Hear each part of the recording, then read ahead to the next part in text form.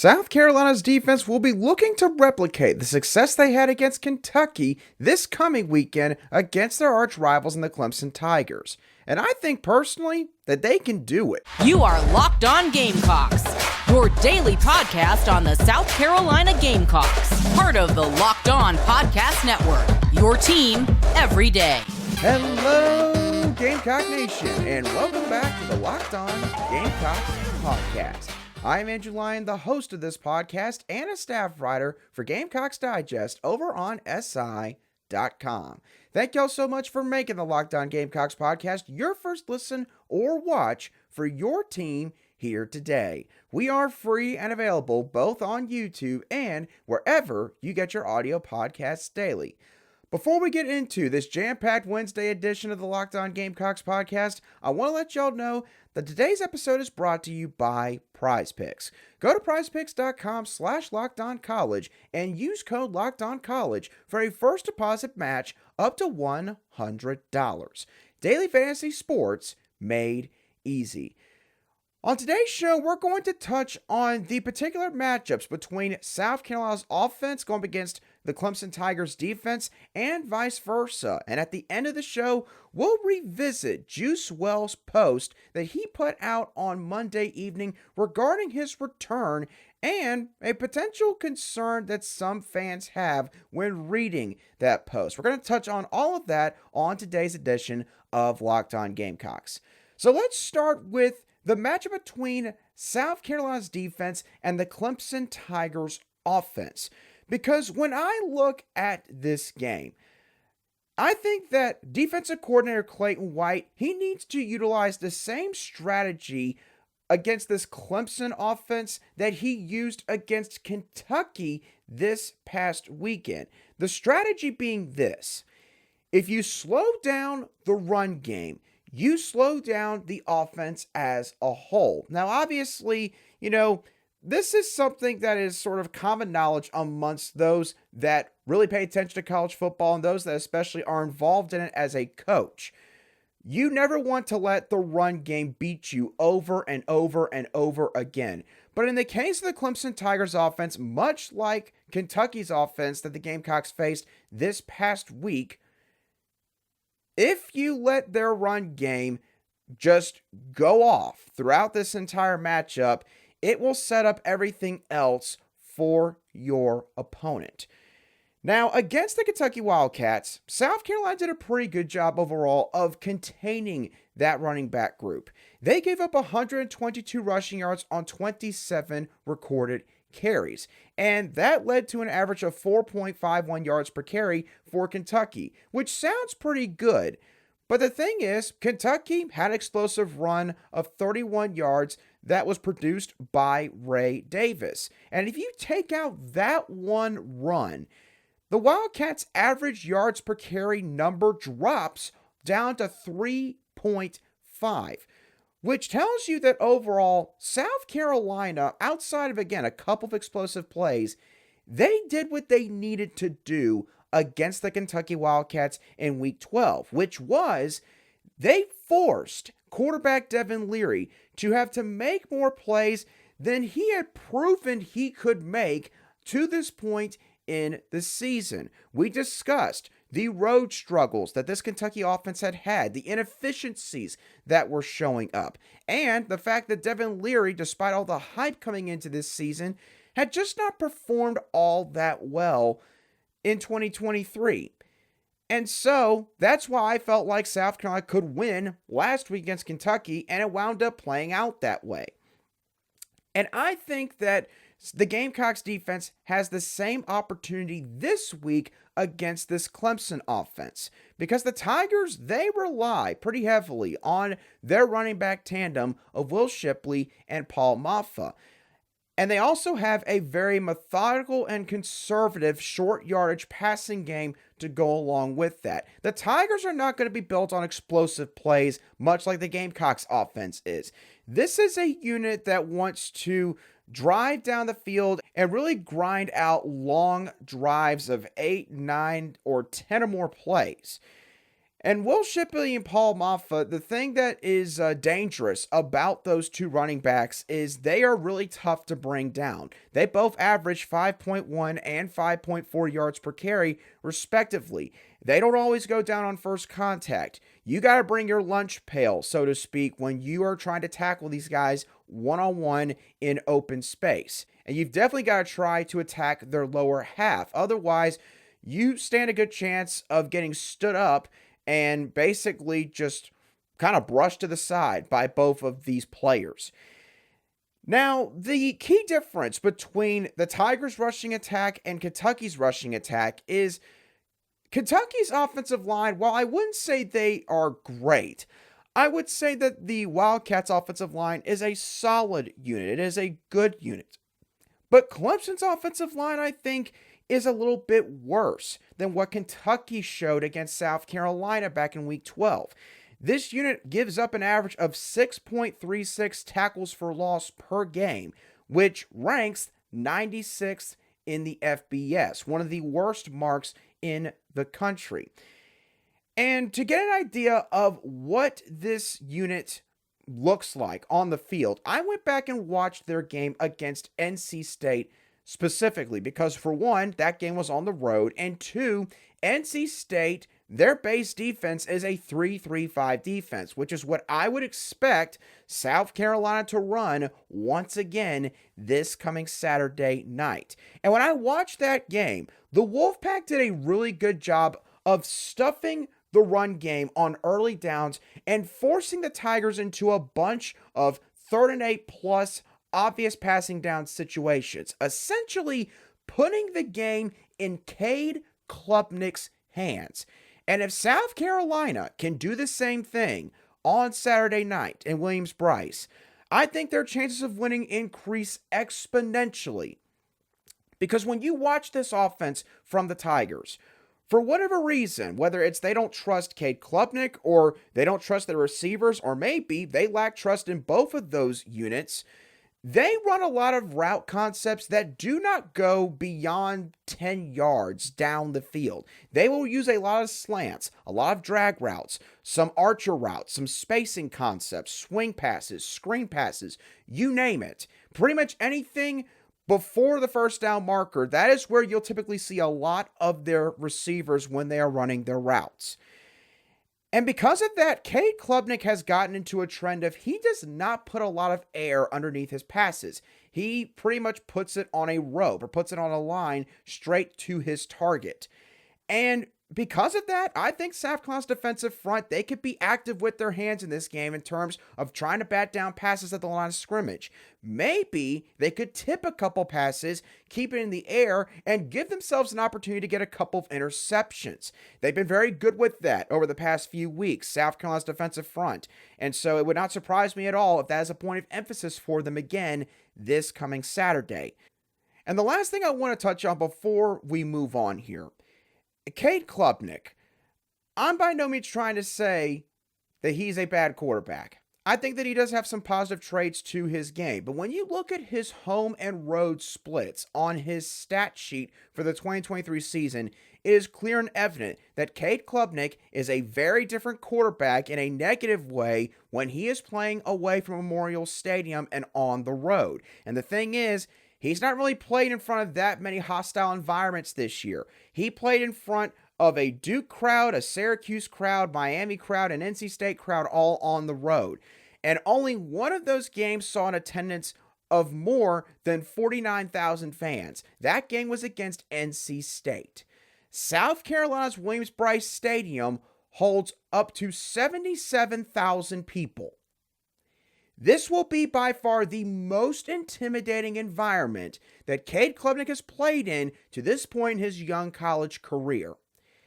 And if he is forced to have to make plays to win this game for Clemson, I'm really meaning when I say it, I like South Carolina's chances to win this football game.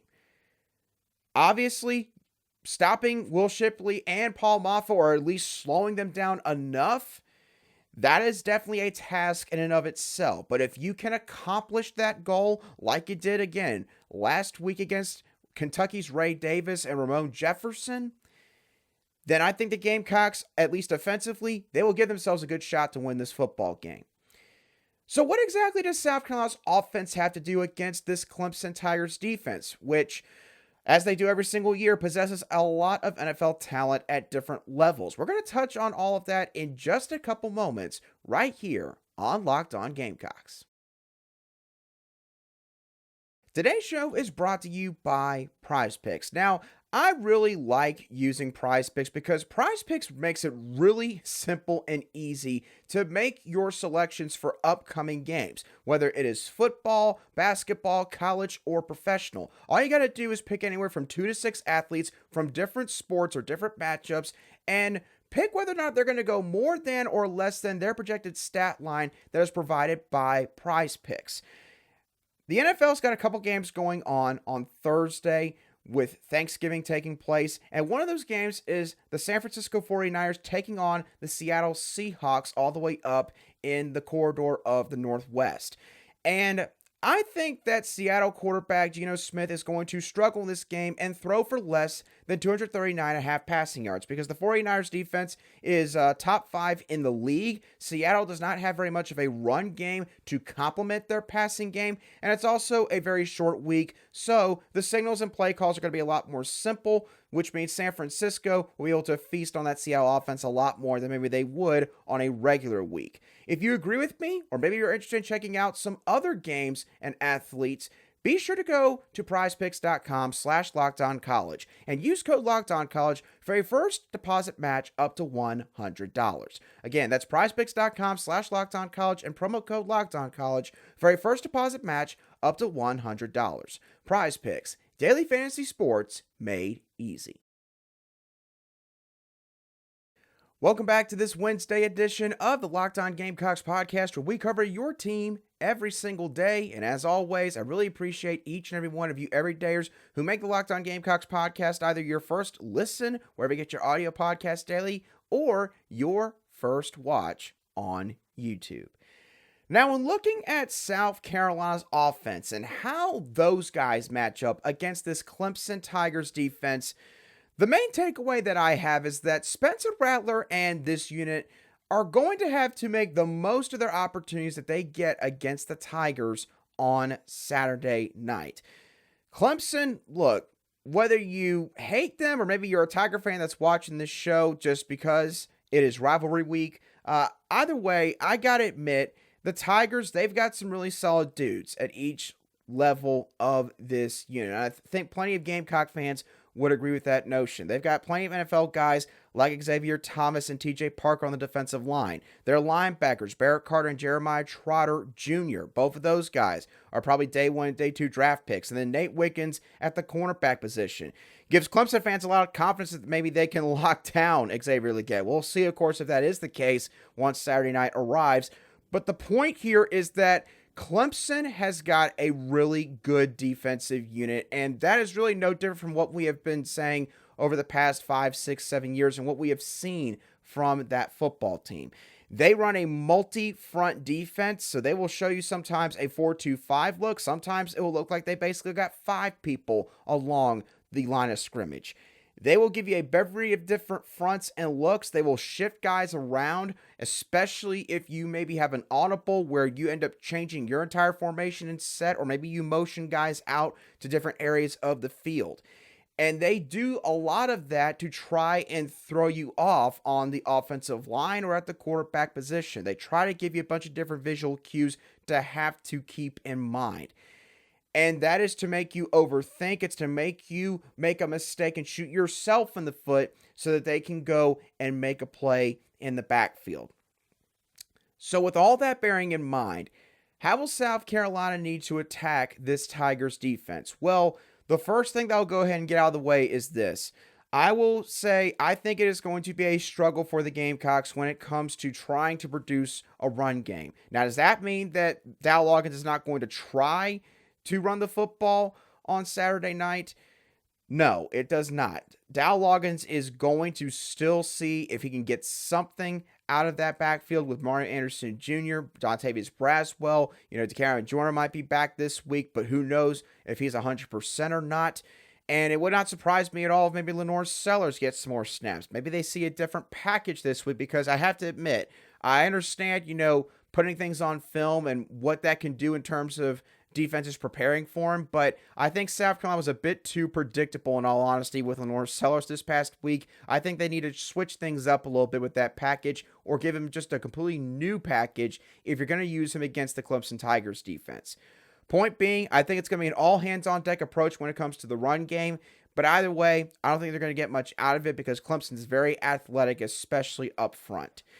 Spencer Rattler, you are going to have to move him around some. Clemson is known for having a very good defense in terms of pressuring the quarterback. Now, in terms of actually accumulating sacks, I would say that they're not the best in this regard. They used to be tops in the country when Brent Venables was there. Brent Venables has been in Norman, Oklahoma for the past couple of seasons.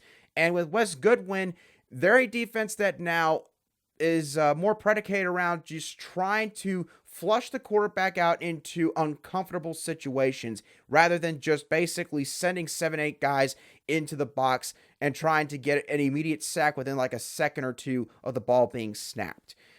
So I think that South Carolina, look, if they were able to hold up last year against what Clemson had up front, then I think that they can do it again this year against this Clemson defensive front. But if you're Dowell Loggins, you're still going to have to do some different things with Spencer Rattler to try to protect him and also give him some different looks. You're going to have to use some bootlegs and rollouts to get him moving out of the pocket, essentially move the pocket horizontally on the football field. You're going to probably have to use some misdirection. You're going to have to definitely use the screen game at times. Use some motion to help your quarterback out. Moving the launch point, which I just basically talked about with bootlegs and rollouts. Dowell Loggins is going to have to call a really good game on Saturday night just to give the Gamecocks some opportunities. Because the way I see this game is, again, very similar to how sort of the Kentucky game actually played out, which was the Gamecocks had a very tough time consistently moving the football. They had very few drives that really got deep into Kentucky's territory last week. I foresee the same kind of game this week against Clemson. I think that South Carolina can drive down the field in certain stretches in this game. I think having a good start will be important for them when Dowell Loggins is going through his 15 or 20 play script. I think you definitely have to see Spencer Rattler and Xavier Legette show up and show out. And as I'll get into more so on the Friday show, I think that you'll have to see sort of a third person really stand out amongst those skill players for South Carolina's offense. But I will warn you, Gamecock fans, this is going to be a game where sometimes offensive drives are going to be very ugly. You might see, once again, a lot of 3-and-outs in this matchup. I just realized that my Gamecock helmet is not rotating like it was probably at the beginning of the show, so that's great. But to get back to what I was talking about, there's going to be ebbs and flows in this game. So the key for South Carolina overall is when you get to Clemson's side of the field, when you get inside their 40-yard line, you have got to take advantage of opportunities to score points. Whether it is a field goal or a touchdown does not matter unless you're in a certain situation late in this ball game. You've got to find ways to score when you have your opportunities. Against Kentucky last week, there was a couple times where South Carolina, they blew their chances. For example, South Carolina was in field goal range at one point in the second half against Kentucky's defense. And it was, I want to say, 3rd and 10 plus. It was an obvious passing situation. But Spencer Rattler, he wound up sort of running basically straight backwards because he got pressured, and he got sacked at right around the 50-yard line, and it took South Carolina completely out of field goal range. Mitch Jeter couldn't even go out there and attempt a kick, and instead they had to punt. You cannot make those kind of mistakes against this Clemson Tigers defense. No bad penalties, no badly timed sacks. And obviously, I say all that, it's going to happen at certain points in this game. But this offense, I still think, with the play calling that they have from Dowell Loggins and the stars that they do have, I do think that they will still have a couple of opportunities in this matchup. But, to reiterate my point one more time, you're going to have to capitalize on it when you get those chances. Now, we'll talk more about the Palmetto Bowl over the next couple of days with my Thursday and Friday show. But to end today's show, I'm going to revisit what all we discussed with Juice Wells on our Tuesday show after he announced that he was returning.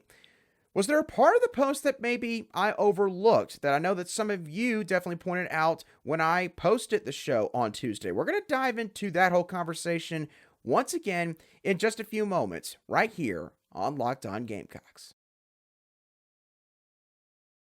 Today's show is also brought to you by LinkedIn Jobs. Now, obviously, we are now in the midst of the holiday season. We're just one day away from Thanksgiving. Obviously, we're around a month away from Christmas. And so with the holiday season, shopping is about to really pick up here. And I know for a lot of small businesses out there, you have to hire more people, more employees to try and match the demand that you have from your consumers and from your customers. And so you might be out there looking for some viable candidates to fill out certain roles in your small business. And if you find yourself in that position, I highly recommend that you go and check out LinkedIn Jobs today. All you got to do is add your job and the purple hashtag hiring frame to your LinkedIn profile to spread the word to everyone that you are hiring. And then you can utilize tools like screening questions to filter through all the viable candidates. It's why small businesses rate LinkedIn Jobs #1 in delivering quality hires, because LinkedIn Jobs helps you find the qualified candidates that you want to talk to faster.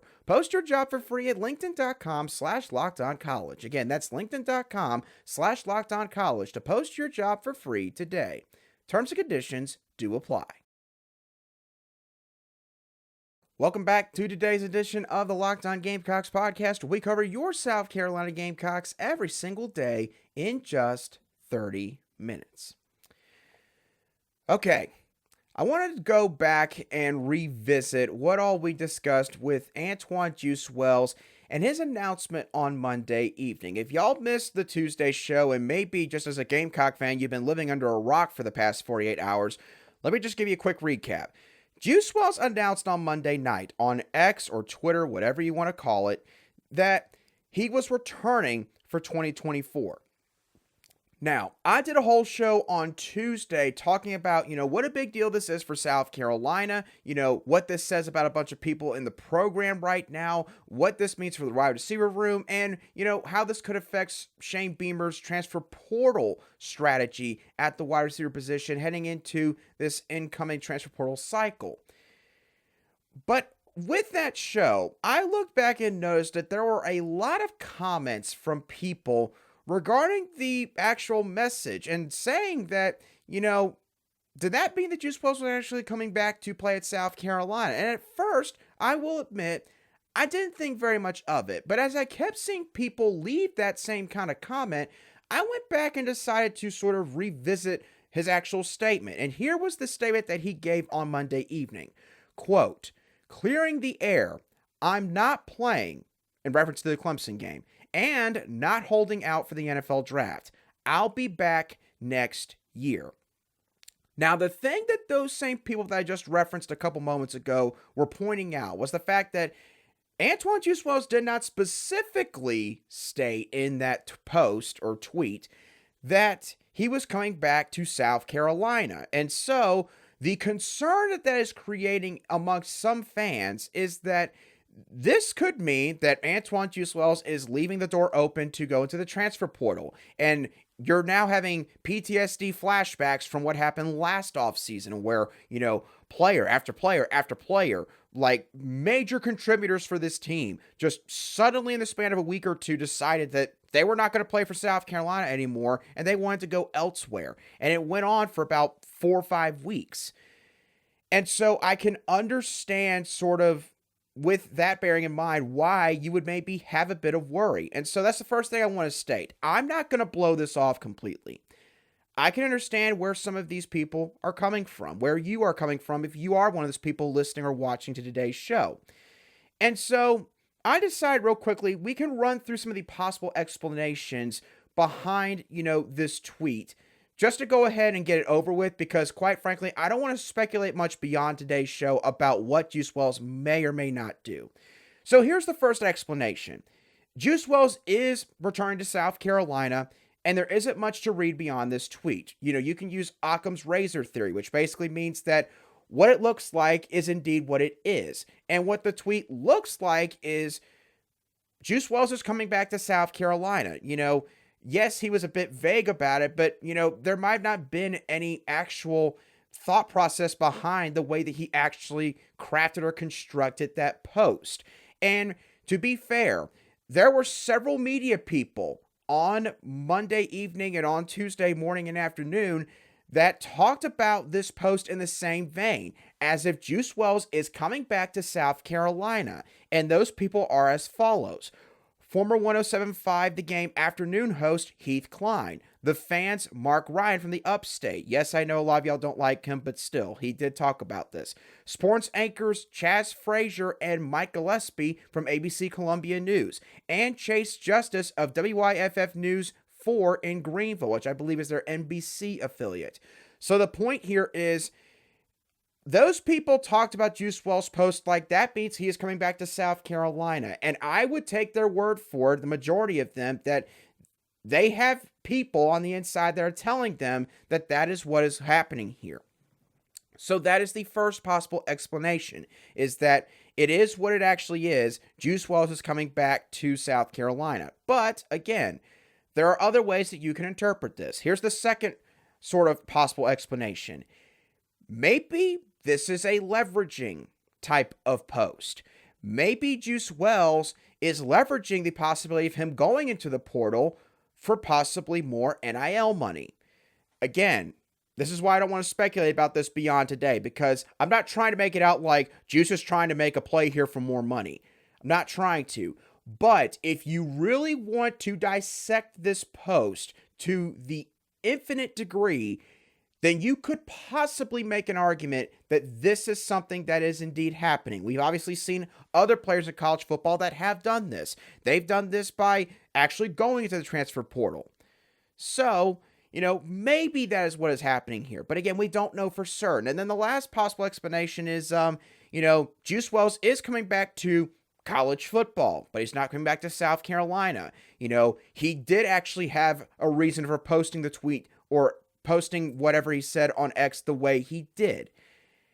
And somebody maybe has already reached out to him. Maybe he already has a decision in mind. I'm not trying to say all this to send y'all into a tailspin and make you all of a sudden very concerned. I still believe that Juice Wells is coming back to South Carolina for this next season. I believe that. Now, can I prove it to you? Can I validate to you? Admittedly, no, I cannot. And I definitely hear your concerns about, the fact that, again, he did not explicitly say he's coming back to South Carolina. So I'm not trying to blow it off. It's the reason why I'm talking about this again. But I still feel like deep down at the end of the day, Juice Wells will come back to South Carolina. Now, if you again still have concerns about, whether or not he could go into the portal, hey, I'm not going to blow that off. I absolutely hear you on that. And by all means, continue the conversation in the comments section on YouTube, or you can shoot me a direct message on X if you're listening to today's show, wherever you get your audio podcasts daily. So we'll see, of course, as time wears on, if maybe there is something deeper to this. I mean, the transfer portal, it does open up, I believe, the day after the conference championship games take place. And that date, I want to say, is December the 4th. And that is a Sunday. So, I guess we'll have to pay attention for the first 48 to 72 hours of that transfer portal window to see if indeed Juice Wells is making a move somewhere else or if he is coming back to South Carolina. But with all that being said, that does it for today's edition of the Locked On Gamecocks podcast. I really appreciate each and every one of you for tuning in to today's show. Again, let me know your thoughts on the matchup between South Carolina's offense and defense going against Clemson's offense and defense and the Juice Wells situation. Let me know all your thoughts on Twitter or X or on YouTube. But as always, thank you for tuning in. Have a great rest of your Wednesday, and I'll be sure to catch y'all on the next show right here on the Locked On Gamecocks podcast.